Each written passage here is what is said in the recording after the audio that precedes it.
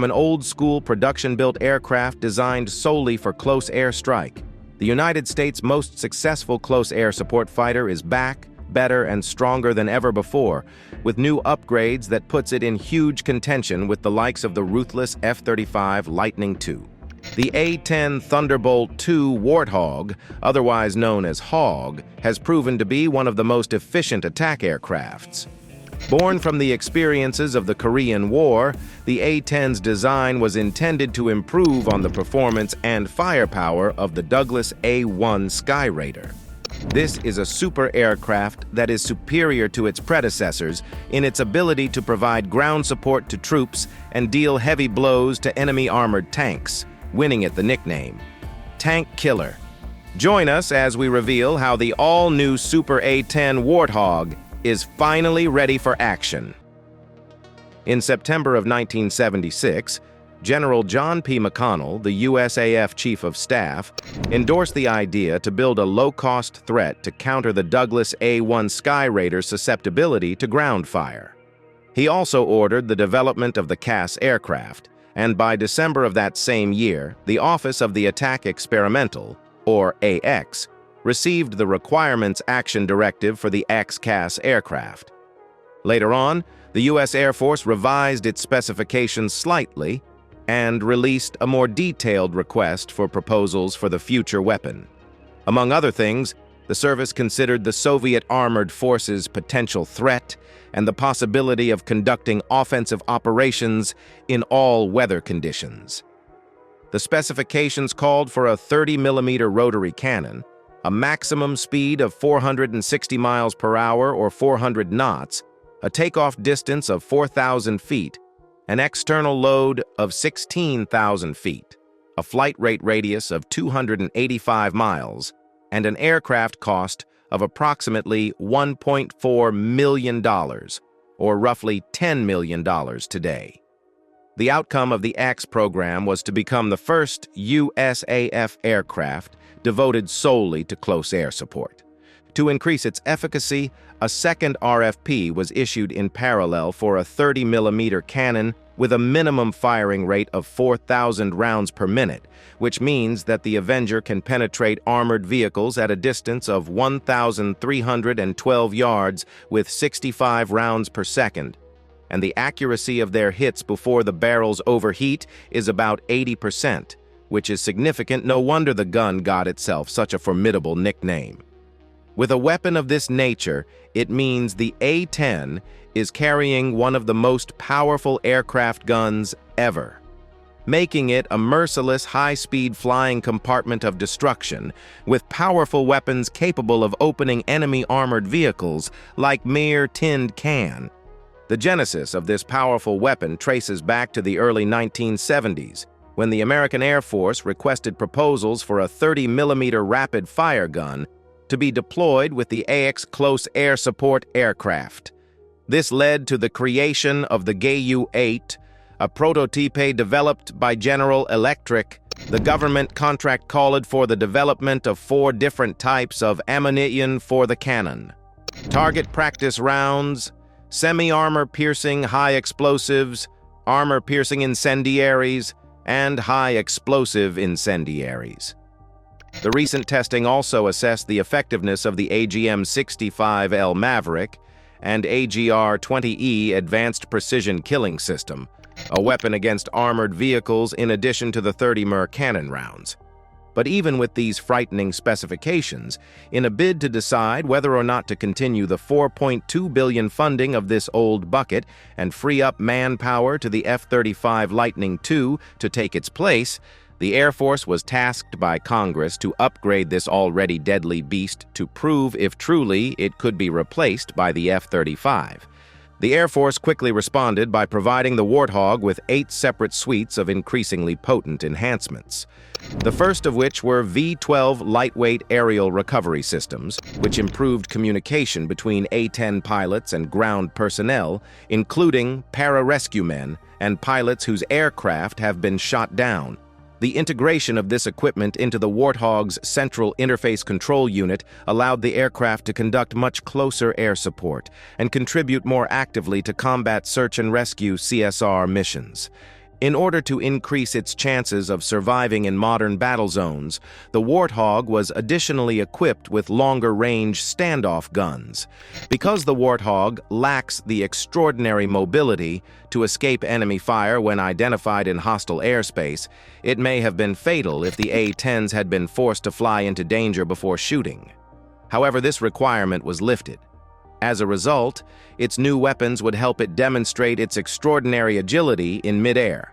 The Warthog can continue to dominate the battlefield at night and at medium or low altitudes by integrating modern night vision goggles. It can also engage maritime targets with AGR-20 advanced precision kill weapon systems, which load rockets 4 times faster than their predecessor, which is the ideal finishing touch from Suite 8. The A-10 was given a situational awareness pad as part of the Suite 9 operational flight program, which allowed the Joint Terminal Attack Controllers, JTACs, to report their positions digitally and improve the Warthog's knowledge of the positions of allies and other things. A huge and beneficial step forward from requiring pilots to look for comrades on the ground, where dust may easily conceal them. This upgrade provided the A-10 with cleaner vision, so to say, drastically reducing the possibilities of camouflaging or targeting error, allowing the Warthog to now better validate targets and prevent accidentally aiming at friendlies with inertial-aided munitions in the heat of the moment, which honestly is every moment on an actual battlefield. With the ability to clearly differentiate between enemies and allies now, the A-10 has become an actual nightmare on the battlefield. Well, for its enemies at least. Capable of engaging up to 6 targets at once with precision-guided projectiles simultaneously with the stroke of a single button, there's a reason this behemoth is a force to be reckoned with. The variety of these precision-guided munitions also includes 2,000-pound Class GPU-31, Joint Direct Attack munitions, and 500-pound Class GBU-38 explosives. And this aircraft is showing great potential for damage on the battlefield, thanks to a pilot-friendly pinpoint accuracy capability that has been further enhanced by the new high-tech helmets known as hybrid optical-based inertial trackers, or better yet, hobbits, also with a mounted sight that accurately responds to the pilot's head movements, saving the pilot time and effort. With integrated display systems like the BAE Systems Visionix Scorpion display system, these helmets provide pilots with critical information and targeting data, thus improving their accuracy and effectiveness during missions. Ever since its first production, several experiments have been carried out on the A-10 to ensure its optimum performance. One of the earliest being in the late 1970s. As part of the testing and development process, one pre-production A-10 airframe was modified into the YA-10B twin-seat prototype. This modification aimed to explore the feasibility of creating a 2-seat version of the A-10, primarily for testing purposes. The twin-seat configuration was intended to assess the aircraft's capability for all-weather and night operations. In more recent times, Lieutenant Christopher Earle, a 59th Test and Evaluation Squadron A-10C operations test analyst, emphasized the ongoing nature of these efforts. He stated that this testing has been in progress since the idea was initiated in 2020. The plan is to continue testing various types of anti-armor munitions in the Air Force's inventory against ERA-equipped vehicles, gathering more data now that the concept has materialized and proven successful. With these new shiny upgrades and features, how does this prove that the tank killer is a machine ready for battle? Looking back into its history from previous missions, the Warthog was clearly built to stand the test of times. Its airframe was designed for durability, with measures such as 1,200 pounds of titanium armor to protect the cockpit and aircraft systems, enabling it to absorb damage and continue flying. Capable of taking damage as much as losing half a wing, half a tail, 1 engine, or 1 elevator, and still make a complete flight back home. It proved its survivability in April 2003, when Captain Kim Campbell had her plane seriously damaged by anti-artillery fire flying over Baghdad. Even though one of her engines was damaged and the hydraulic system disabled, Campbell flew the plane for over an hour and landed safely. A damage nearly no other aircraft can sustain. Its ability to take off and land from relatively short runways also makes it a huge favorite in operations from airstrips close to the front lines, and its simple design enables maintenance with minimal facilities. Proving all of its well-laid features, the A-10 made a notable appearance in America's involvement against Iraq's invasion of Kuwait in Operation Desert Storm during the First Gulf War in 1991. The American A-10s alone accomplished incredible feats. They managed to obliterate over 900 Iraqi tanks, along with an astonishing 2,000 other combat vehicles and 1,200 artillery pieces.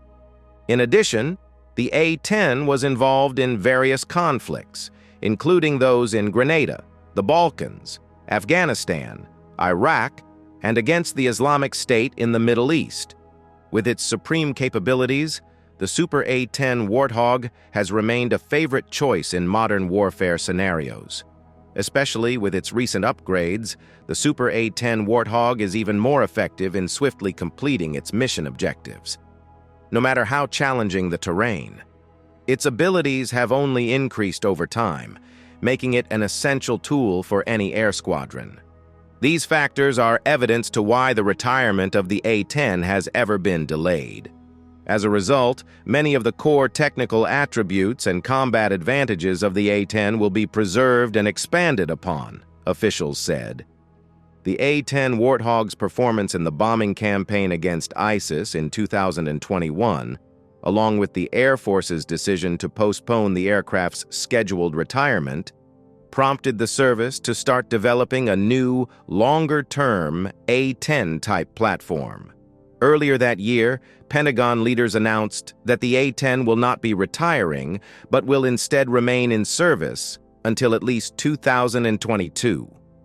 Officials from the Air Force and the Department of Defense now hope to maintain the close air support aircraft for many more years than initially anticipated. With its kind of firepower, coupled with its 30mm cannon titanium armor plates and built-in redundancy for close air support, makes the A-10 a valuable platform for potential larger-scale mechanized force-on-force type warfare as well. It would seem reasonable that the Air Force would try to maintain an aircraft like the A-10 given the changing nature of the global threat environment. Aside from its previous, incredibly effective attacks against ISIS targets like fuel convoys and other assets, the A-10 is also equipped to carry and deliver a broad variety of bombs, including more powerful laser-guided and precise missiles. Adding to the A-10's distinctive nature, it can play a vital specialized role in a variety of combat scenarios, including as counterinsurgency, close-quarter support for ground troops, and providing firepower protection and infantry support during a large-scale war. It is no wonder this highly resilient aircraft has been preserved with numerous new upgrades. Since its introduction in 1976, the A-10 Warthog has had a remarkable career spanning nearly 5 decades, and it has become more evident that its retirement isn't on the horizon until at least 2040. This extended service is well-deserved, because no other aircraft in the U.S. inventory can match its capability to provide close air support to ground troops. To keep this legendary aircraft up to date, the A-10 Precision Engagement Program from 2006 to 2010 initiated comprehensive upgrades, bringing all A-10s to the A-10C standard. These upgrades introduced a new onboard computer, glass displays, cockpit controls, and 2 new 5.5 in color displays with a moving map function, enhancing overall capability. In addition, the A-10 boasts a missile attack warning system, alerting the pilot to any incoming missile threats, be they friendly or enemy within the aircraft's range. The A-10's defensive capabilities are further enhanced with the ALQ-184 electronic warfare unit. Heavy armor covers around 6% of the aircraft, enabling it to withstand direct impacts from projectiles with high explosive and armor-piercing capabilities. A mechanical backup system, in addition to redundant hydraulic flying systems, guarantee that the A-10 can keep operating even in the event of significant damage. A luxurious layer of titanium aircraft armor, dubbed the bathtub, has been installed to shield the A-10's critical interior components, including the cockpit and some of its flight control systems. This armor had the ability to withstand strikes from 23mm cannon fire and some indirect hits from 57mm shell fragments.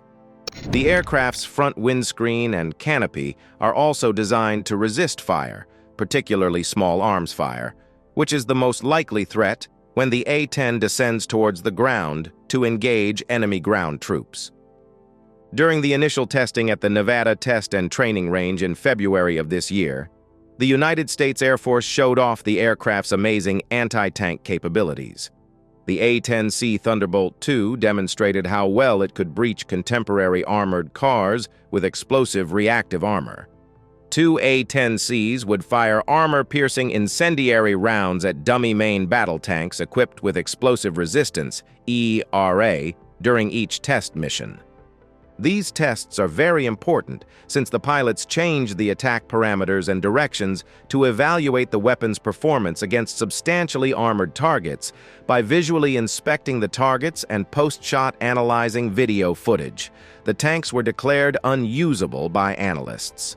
Major Kyle Anderson, commander of the 4H-2 Test and Evaluation Squadron, A-10C Division, highlighted the aircraft's firepower, explaining that an A-10 gun employment normally requires 120 rounds, allowing the aircraft to engage 9 to 10 targets before running out of gun ammunition. A-10 formations are a powerful force on the battlefield, capable of taking on more than 40 armored vehicles with 30mm ammo.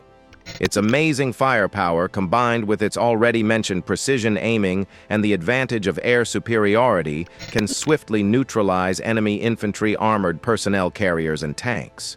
The GAU-8 Avenger cannon is a marvel in its own right. This remarkable piece of machinery attains its maximum speed in just half a second, firing off an impressive 50 rounds in the very first second of operation. As it warms up, it unleashes a blistering rate of fire reaching a staggering 65 to 70 rounds per second. It is uniquely situated, slightly offset to the port side with the barrel at the firing point, aligned with the aircraft's center line. This design integration ensures that the firepower is well distributed and optimized. With a length of 5 feet and 11.5 inches, the ammunition drum of this enormous cannon can contain an astounding 1,350 rounds of 30mm ammunition. A set of armor plates with different thicknesses was fitted between the ammunition drum and the aircraft skin to protect these pre-rounds from enemy fire. This innovative design helps prevent incoming shells from prematurely detonating the GAU rounds. The AGM-65 Maverick, an air-to-surface missile, also plays a crucial role in safeguarding the aircraft from anti-aircraft systems. It targets objects based on electro-optical or infrared radiation, hitting them from a considerable distance compared to the Avenger, as notably seen during Operation Desert Storm. Also, to compensate for the absence of FLIR, the Maverick's infrared camera was repurposed for night missions during this operation, essentially serving as a makeshift FLIR. The A-10's formidable arsenal includes Hydra 70 cluster bombs, rocket pods, GPS, and laser-guided bombs, such as the GBU-39 paveway bombs, Joint Direct Attack Munition Wind-Corrected Munitions Dispenser, and AGM-154 Joint Standoff Weapon Glide bombs. Throughout their years of service, Warthogs were exclusively employed by the U.S. Air Force, engaging in missions spanning Afghanistan, Iraq, Libya, the Persian Gulf War, the Balkans, and various other military operations. In the aftermath of the Russian invasion of Ukraine in 2022, senior U.S. Air Force officials suggested that A-10s could enhance the effectiveness of Ukrainian soldiers against Russian armor. However, the focus shifted to F-16 fighters, and discussions regarding their supply persist. the fate of the A-10 remains uncertain. Initially, the U.S. Air Force envisioned its service until 2028, followed by complete replacement with a fleet of the latest Lockheed Martin F-35 Lightning II fighters. Critics and experts, however, contested this decision, highlighting the A-10's commendable performance and the considerable cost associated with the F-35. Presently, ongoing talks revolve around the potential decommissioning of the Warthog no earlier than the 2030s. As a result, the formidable silhouette of the A-10 is likely to grace the sky on numerous occasions in the years ahead. In the ever-evolving landscape of aerial warfare, the A-10 stands as a testament to the importance of adaptability and resilience. Its unique design, featuring the unmistakable GAU-8 Avenger, a titanium bathtub, and an array of lethal weaponry, has made it an indispensable asset in close air support missions. From the thunderous "burt" of its Gatling gun to the strategic precision of its munitions, the A-10 has etched its place in aviation lore. As we contemplate the future of the A-10 Warthog, one thing remains certain: its story is far from over. Whether prowling the skies or retired to a museum, the A-10 will forever be remembered as a symbol of unwavering dedication to protecting those on the ground. So, as we conclude this journey, let's pay homage to the Warthog, a legend that continues to soar through the pages of history, standing the test of time. Thanks for watching. While you're still here, click on the link appearing on your screen to watch another of our interesting videos. See you there.